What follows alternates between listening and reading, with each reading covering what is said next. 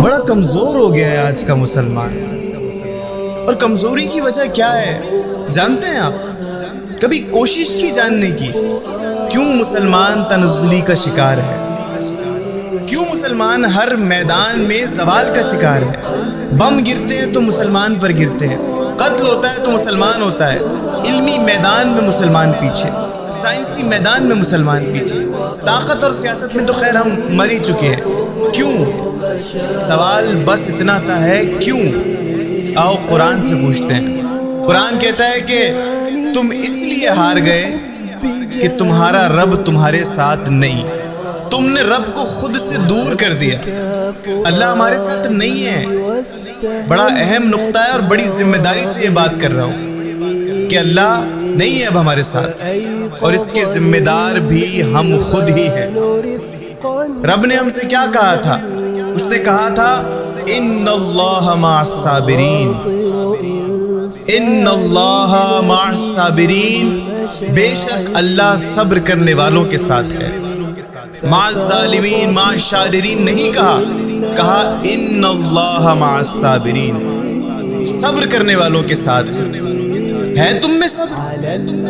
ہمیں تو یہ نہیں معلوم کہ صبر کہتے کسے ہیں۔ صبر یہ نہیں کہ ہاتھ پر ہاتھ رکھ کر جو ہو رہا ہے جیسے ہو رہا ہے ہونے دو، خاموش رہو، نہیں۔ صبر یہ ہے کہ سارا مکہ مخالف ہے لیکن تبلیغ جاری ہے۔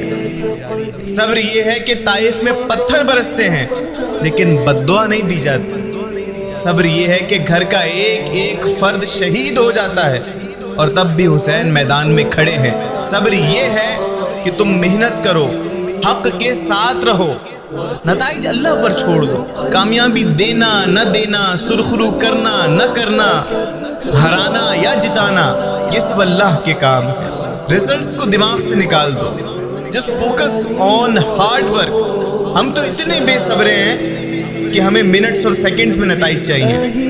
محنت کے وقت دعاؤں اور سجدوں میں پڑے رہتے ہیں اور نتائج ہمیں فرسٹ کلاس چاہیے۔ تم ہلاک ہو گئے، تم برباد ہو گئے۔ تم نے اپنا کام رب کے سپرد کر دیا اور اللہ کے کاموں میں دخل اندازی کر رہے ہو۔ اللہ اکبر۔